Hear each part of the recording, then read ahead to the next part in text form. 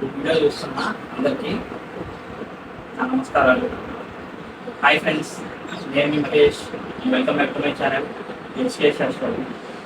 మనం ప్రీవియస్ వీడియోలో ఏం డిస్కస్ చేసామంటే ర్యాండమ్గా ఒక డేటా పర్సన్ తీసుకుని లైవ్ బర్త్ చార్ట్ని అనాలిసిస్ అనేది చేయడం జరిగింది సాఫ్ట్వేర్లో. ఇప్పుడు మనం ఈ వీడియోలో డిస్కస్ చేసే టాపిక్ ఏంటంటే ఈ రవిగ్రహం యొక్క సిరీస్లో మనం ఈ రవిగ్రహం 12వ భావంలో ఉంటే ఫలితాలు అనేవి ఏ విధంగా ఉంటాయి అనే విషయాన్ని మనం పరిశీలించే ప్రయత్నం అనేది చేద్దాము. మనకు తెలిసిన విషయం ఏంటంటే 6, 8, 12 స్థానాల్ని దుస్థానాలుగా చెప్పడం జరుగుతుంది. ఇటువంటి దుస్థానాల్లో సహజంగా శుభత్వం పొందిన గ్రహాలు అవ్వచ్చు, లేకపోతే సహజంగా పాపత్వం పొందిన గ్రహాలు అవ్వచ్చు. ఏ గ్రహాలు ఉన్నా కూడా దాన్ని ఇబ్బందిగానే మనం చెప్పచ్చు అన్నమాట. కాకపోతే 6, 8, 12 స్థానాధిపతుల మధ్య పరివర్తన కనుక జరిగితే దాన్ని మనం ఏం చెప్తాం అంటే విపరీత రాజయోగం చెప్పడం జరుగుతుంది. అటువంటి కాంబినేషన్స్ ఏమి ఫామ్ అవ్వకుండా ఏదైనా గ్రహం అనేది 12వ స్థానంలో కనుక ఉన్నట్లయితే ఆ గ్రహం అనేది ఏ స్థానానికి ఆధిపత్యం పొందిందో ఆ స్థానం పట్ల మనకి నెగిటివ్ రిజల్ట్స్ అనేవి తగ్గించే అవకాశం అనేది ఉంటుంది అనమాట. ఇప్పుడు ఫర్ ఎగ్జాంపుల్గా ఈ 12వ భావంలో ఉన్న రవిగ్రహం ఇచ్చే ఫలితాలు అనేవి మన లగ్నాన్ని అనుసరించి ఏ స్థానానికి ఆధిపత్యం పొందాడు అనే విషయం మీద డిపెండ్ అవుతుంది అనమాట. రవిగ్రహం లగ్నాధిపతి ఈ విధంగా 12వ భావంలో కనుక ఉన్నట్లయితే ఆ పర్సన్స్ అనే వాళ్ళు ఎంత హార్డ్ వర్క్ చేసినప్పటికీ వాళ్ళకి రికగ్నైజేషన్ అనేది రావడం చాలా కష్టంగా మారే అవకాశం ఉంటుంది. రవిగ్రహం ద్వితీయాధిపతి కనుక 12లో కనుక పడినట్లయితే ఈ పర్సన్స్ కి ఫ్యామిలీ రిలేషన్స్ అనేవి కొద్దిగా దూరం ఉండే అవకాశం ఉంటుంది. లేకపోతే ఫ్యామిలీ రిలేషన్స్ అనేవి అంత బలంగా ఉండకపోవచ్చు. ఫ్యామిలీలో అవ్వచ్చు, లేకపోతే ఫైనాన్షియల్ అవ్వచ్చు, ఎక్కువ ప్రాబ్లమ్స్ అనేవి వచ్చేదానికి అవకాశం ఉంటుంది అన్నమాట. ఈ విధంగా రవిగ్రహానికి ఏ స్థానానికి ఆధిపత్యం వచ్చిందో ఆ భావం ఇండికేట్ చేసే అంశాల పట్ల ఈ పర్సన్స్ అనే వాళ్ళకి నెగిటివ్ రిజల్ట్స్ అనేవి ఉండేదానికి అవకాశం ఉంటుంది. రవిగ్రహాన్ని మనం ఏం చెప్తామంటే ఆత్మకారకుడిగా అండ్ అలాగే పితృకారకుడిగా చెప్పడం జరుగుతుంది.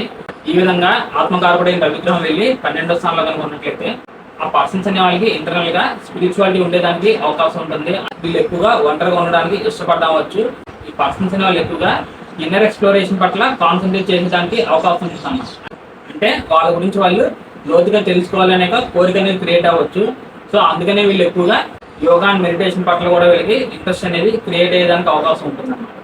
ఇందాక చెప్పిన విధంగా మనం రవిగ్రహాన్ని పితృకారకుడిగా తీసుకోవడం జరుగుతుంది. కాబట్టి ఇటువంటి పితృకారకుడైన రవి వెళ్ళి 12వ భావంలో కనుక పడినట్లయితే ఈ పర్సన్స్ యొక్క ఫాదర్ అనే వాళ్ళు అంత మంచి పొజిషన్లో ఉండకపోవచ్చు, లేకపోతే చెప్పుకోదగ్గ వ్యక్తి కాకపోవచ్చు అని మనం చెప్పచ్చు అన్నమాట. వీళ్ళకి ఫాదర్తో ఉండే రిలేషన్ అనేది ఎప్పుడు ఆపోజిట్ గానే ఉండడం జరుగుతుంది.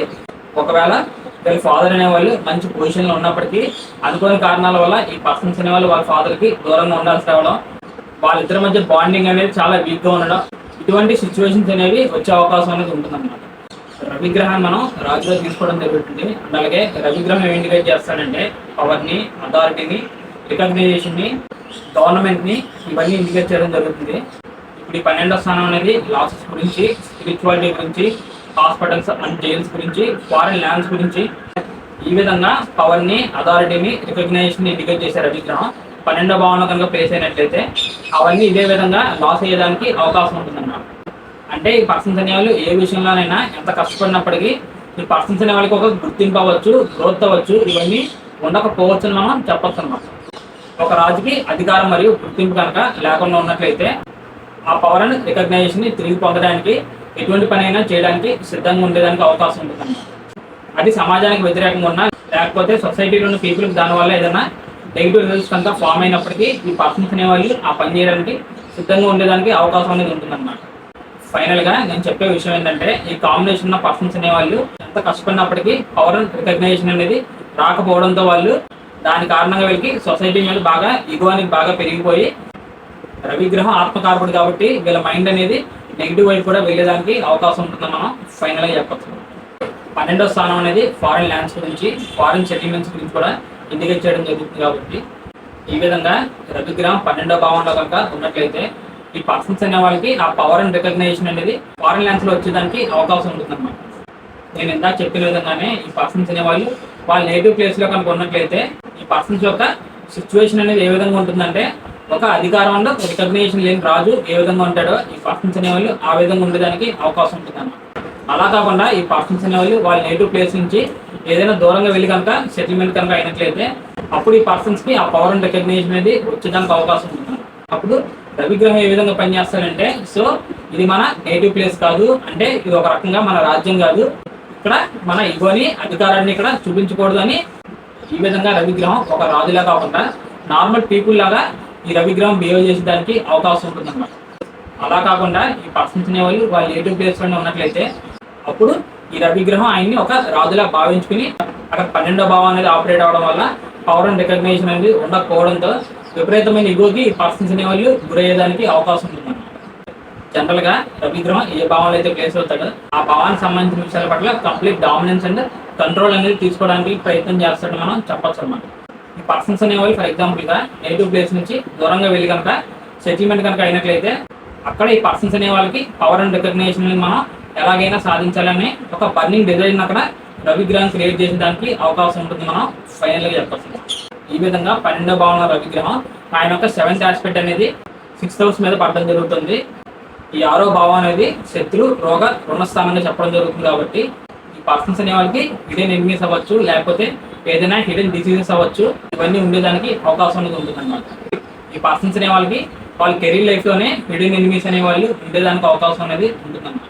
ఇప్పుడు మనం ఫైనల్గా ఏం చేద్దాం అంటే ఒక ఎగ్జాంపుల్ తీసుకుని ఈ కాంబినేషన్ మనం డిస్కస్ చేసే ప్రయత్నం చేద్దాము. కుంభలగ్నాన్ని ఎగ్జాంపుల్గా తీసుకుని రవిగ్రహాన్ని 12వ స్థానంలో తీసుకోవడం జరిగింది. ఈ కుంభలగ్నానికి రవిగ్రహానికి సప్తమాధిపత్యం రావడం జరిగింది. ఈ విధంగా ఇప్పుడు సప్తమాధిపతి అనేవాడు ఇక్కడ ఏ భావంలో పడడం జరిగింది. ఈ సప్తమ స్థానం అనేది ఏమి ఇండికేట్ చేస్తుందంటే ఆ పర్సన్స్ యొక్క మ్యారేజ్ లైఫ్ గురించి, వాళ్ళు చేసే బిజినెస్ గురించి, లేకపోతే ఏదైనా లీగల్ పార్ట్నర్షిప్ అవ్వచ్చు, పబ్లిక్ రిలేషన్స్ గురించి, వీటన్నిటిని ఇప్పుడు 7వ భావం అనేది ఇండికేట్ చేయడం జరుగుతుంది. ఎప్పుడైతే ఈ విధంగా ఇటువంటివన్నీ ఇండికేట్ చేసే ఈ సప్తమాధిపతి వెళ్ళి ఈ 12వ భావంలో కనుక పడినట్లయితే ఈ సప్తమ భావానికి సంబంధించిన అంశాల్లో ఏదో ఒక అంశం అనేది ఈ పర్సన్స్ లైఫ్ లో వీక్ గా ఉండొచ్చు, లేకపోతే ప్రాబ్లమ్ ని క్రియేట్ చేసేదానికి అవకాశం అనేది ఉంటుంది అన్నమాట. అంటే ఈ పర్సన్స్ కి మ్యారేజ్ లైఫ్ అనేది నెగిటివ్ గా ఉండేదానికి అవకాశం అనేది ఉంటుంది అన్నమాట. పర్సన్స్ అనే వాళ్ళు పెళ్లి చేసుకున్న తర్వాత కొన్ని అనుకోని పరిస్థితుల వల్ల సెపరేట్ అవడం వచ్చు, ఇటువంటి నెగిటివ్ విషయాలు మ్యారేజ్ లో చూపించే అవకాశం ఉంటుంది. లేకపోతే వీళ్ళు ఏదైనా పార్ట్నర్షిప్ తో కంబైన్ అయినా ఏదైనా బిజినెస్ కనుక రన్ చేస్తున్నట్లయితే ఆ పార్ట్నర్స్ మధ్య సెపరేషన్ అనేది క్రియేట్ అయ్యి మొత్తానికి అది బిజినెస్ మీద నెగిటివ్ గా పనిచేసేదానికి అవకాశం అనేది ఉంటుంది అన్నమాట. ఈ 7వ స్థానం అనేది పబ్లిక్ రిలేషన్స్ కూడా ఇండికేట్ చేస్తుంది. కాబట్టి సో ఈ పర్సన్స్ అనే వాళ్ళకి ఆ పబ్లిక్ రిలేషన్స్ అనేవి ఆపోజిట్ గా ఉండొచ్చు, లేకపోతే ఆ పబ్లిక్ రిలేషన్స్ వల్లే వీళ్ళు ప్రాబ్లమ్స్ ని కొని తెచ్చుకునే దానికి కూడా అవకాశం ఉంటుంది మనం ఫైనల్ గా చెప్పచ్చు. ఫైనల్ గా నేను చెప్పే విషయం ఏంటంటే ఈ 12వ స్థానం అనేది only spirituality and foreign travels కి, సెటిల్మెంట్ కి మాత్రమే పాజిటివ్ గా పనిచేస్తుంది. ఇక మిగిలిన అన్ని విషయాల్లో ఈ 12వ స్థానం అనేది చాలా నెగిటివ్ గా ఆపరేట్ అవుతుంది. కాబట్టి ఈ 12వ స్థానంలో అసలు గ్రహాలు ఉండకపోవడం మంచిది. ఒకవేళ 12లో కనుక ఏదైనా గ్రహం కనుక ఉన్నట్లయితే ఆ గ్రహం మీద తప్పకుండా మన లగ్నానికి యోగకారకమైన గ్రహాల యొక్క వీక్షణ కానీ, లేకపోతే సహజంగా శుభత్వం పొందిన గ్రహాల యొక్క దృష్టి కానీ ఈ గ్రహాల మీద ఉండడం అనేది ఆ 12లో ఉన్న గ్రహానికి కొద్దిగా నెగిటివ్ ఇన్ఫ్లుయెన్స్ అనేది చాలా వరకు తగ్గే అవకాశం ఉంటుంది మనం ఫైనల్గా చెప్పచ్చు. ఇది ఫ్రెండ్స్ నా వీడియో 12వ స్థానంలో రవిగ్రహం ఉంటే ఏ విధంగా పనిచేస్తాడు అనే విషయం గురించి. ఈ వీడియో అనేది మీకు బాగా అర్థమైందని అనుకున్నాను. ఈ వీడియో మీకు బాగా యూజ్ అవుతుందని భావిస్తాను. నా సైడ్ నుంచి చిన్న రిక్వెస్ట్ ఏంటంటే ఎవరైనా కొత్తగా కనుక నా ఛానల్ చూస్తున్నా, లేకపోతే ఈ వీడియో చూస్తున్నా, ఇందులోని ఇన్ఫర్మేషన్ కనుక మీకు నచ్చినట్లయితే తప్పకుండా ఈ వీడియోని లైక్ చేసి నా ఛానల్ని సబ్స్క్రైబ్ చేసి నాకు సపోర్ట్ చేస్తారని నేను ఆశిస్తాను. ఈ వీడియోలో మీకు ఏదైనా డౌట్స్ ఉంటే తప్పకుండా కమెంట్ చేయడానికి ప్రయత్నం చేయండి. నేను చివరిగా ఎవరికైనా పర్సనల్గా కనుక కన్సల్టేషన్ తీసుకోవాలి అనే ఉద్దేశం కనుక ఉన్నట్లయితే స్క్రీన్ మీద కనిపిస్తున్న నెంబర్కి వాట్సాప్ కాల్ చేయడానికి ప్రయత్నం చేయండి. ఈ వీడియోతో ఈ రవిగ్రహం సిరీస్ అనేది ఎండ్ అయిందని మనం చెప్పొచ్చు. ఇక మనం వచ్చే అప్కమింగ్ వీడియోస్లో మిగిలిన గ్రహాల యొక్క సిరీస్ని ఇదే విధంగా స్టార్ట్ చేసి ఏ గ్రహం ఏ భావనలో ఉంటే ఫలితాలని ఏ విధంగా ఇస్తుంది అనే విషయాన్ని మనం ఈ విధంగానే మనం క్లియర్ కట్గా తెలుసుకునే ప్రయత్నం అనేది ఖచ్చితంగా చేద్దాము. అప్పటి వరకు bye friends, see you very soon.